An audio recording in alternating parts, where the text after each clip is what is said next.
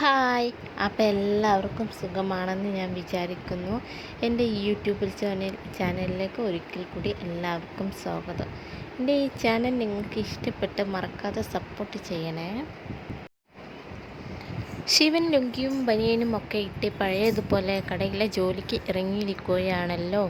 ക്ഷേത്രത്തിൽ പോയി വരുന്ന വഴിയിൽ വെച്ച് ശിവനെ കണ്ട ശങ്കരനും സാവിത്രിയും ബാലനെ വിളിച്ച് സംസാരിച്ചത് വരെ ആയിരുന്നു കഴിഞ്ഞത്തെ ദിവസം നമ്മുടെ സാന്ത്വനം സീരിയലത്തെ എപ്പിസോഡ്. ശിവൻ വീണ്ടും കടയിലേക്ക് ഇറങ്ങാൻ കാരണം ബാലനാണെന്ന് പറഞ്ഞ് സാവിത്രി കുറ്റപ്പെടുത്തുകയാണ്. അങ്ങനെ പറയരുത്, ബാലനല്ല കാരണം എന്ന് ശങ്കരൻ പറയുന്നു. ജയന്തി ഇതുവരെ സാന്ത്വനത്തിൽ നിന്ന് പോയിട്ടില്ല. അഞ്ജുവിനെ പരിഹസിക്കാവുന്നിടത്തോളം പരിഹസിക്കുന്നു.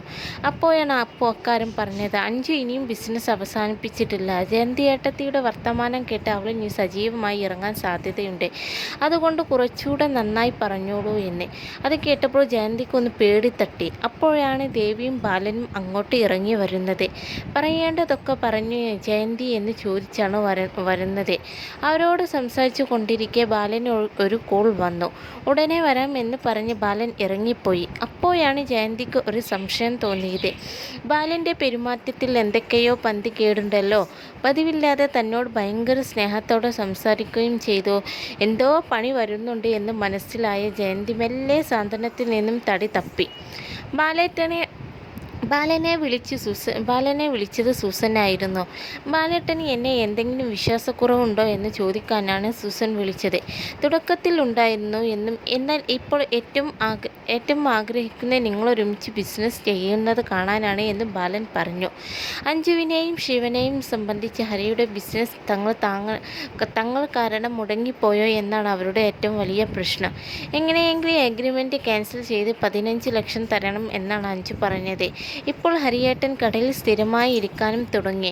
ഇനി അത് നിരന്തരമായാൽ തീർച്ചയായും അഞ്ജുവും ശിവനും ബിസിനസ്സിലേക്ക് ഇറങ്ങില്ല എന്ന് ഉറപ്പാണ് എന്ന് സീസൺ ഒരിക്കൽ കൂടെ ഓർമ്മപ്പെടുത്തി. തനിക്ക് വേണമെങ്കിൽ എഗ്രിമെൻറ്റിൽ വീഴ്ച വരുത്തി എന്ന് പറഞ്ഞ് അഞ്ജുവിനും ശിവനും എതിരെ കേസെടുക്കാം.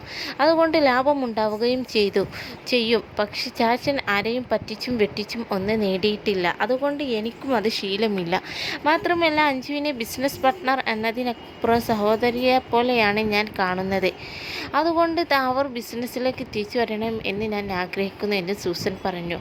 അവിടെ നിന്ന് ബാലൻ നേരെ പോകുന്നത് ഹരിയെ കാണാനാണ്. ഹരിയെയും കുട്ടി ചായ കുടിക്കാൻ വന്നു. ബിസിനസ്സിൽ നിന്ന് തൽക്കാലം വിട്ടു നിൽക്കുന്നതിനെ കുറിച്ച് ചോദിച്ചപ്പോൾ ഇനി എങ്ങോട്ടുമില്ല, ഇപ്പോൾ ഇതാണ് ഏറ്റവും സന്തോഷം സമാധാനം എന്ന് ഹരി പറഞ്ഞു.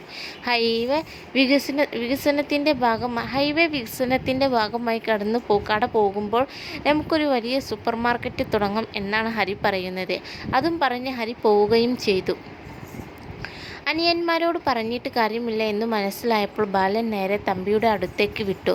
എന്തായാലും ശിവനെയും ഹരിയെയും കടയിൽ നിന്നും ഇറക്കിയില്ലല്ലോ എന്ന സമാധാനത്തിൽ മഹേന്ദ്രനോട് സംസാരിക്കുകയായിരുന്നു തമ്പി. അപ്പോഴാണ് ബാലൻ്റെ വരവ്.